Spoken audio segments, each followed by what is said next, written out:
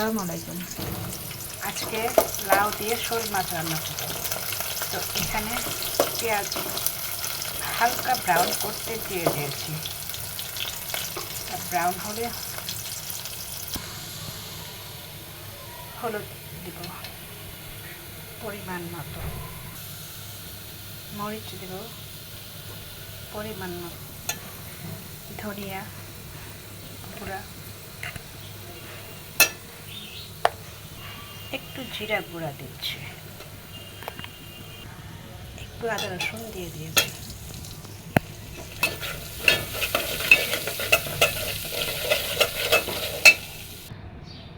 লবণ দিচ্ছি পরিমাণ মতো। এই শোল মাছ দিয়ে লাউ দিয়ে রান্না করা হবে। এটা কষানো হয়ে গেছে। এখন মাছ ছেড়ে দেব। আসলে এটা শোল মাছ ছিল না, এটা ছিল টাকি মাছ। মাছ ছেড়ে দিয়েছি। এখন কষায় নেব। কষানো হয়ে গেলে তুলে রেখে তারপরে লাউ ছেড়ে দেব, কারণ আমি এখানে কাটাকুটিতে খাইতে পারবো।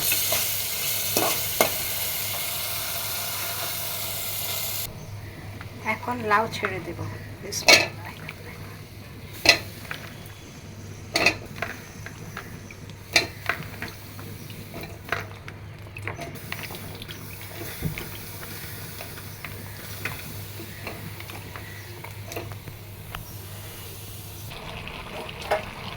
নাড়া দিয়ে দিচ্ছি।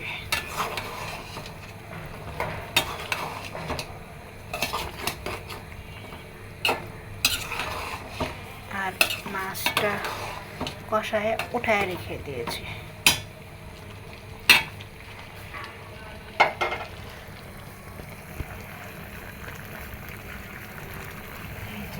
মাছ উঠায় রেখে দিয়েছি।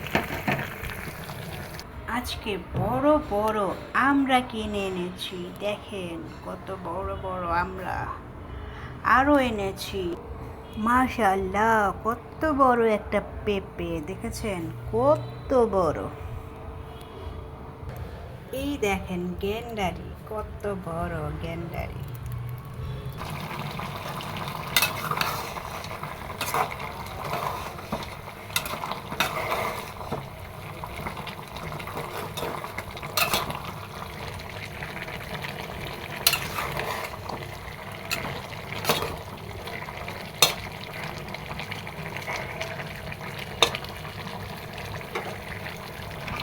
এদিক দিয়ে মাছটা ছেড়ে দিয়েছি, ছেড়ে দিয়ে নাড়াচাড়া দিয়ে দিচ্ছি। আমার মা বলে লাউয়ের মধ্যে একটু চিনি দিলে ভালো লাগে, তাই দিয়ে দিয়েছি। এখন ধনে পাতা দিব। এদিকে ধনে পাতা দিয়ে দিয়েছি। এখন আরেকটু হলেই নামিয়ে ফেলব। কার কার পছন্দ কমেন্ট করবেন।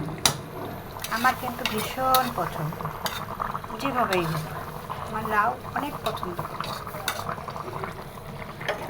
আল্লাহ হাফেজ।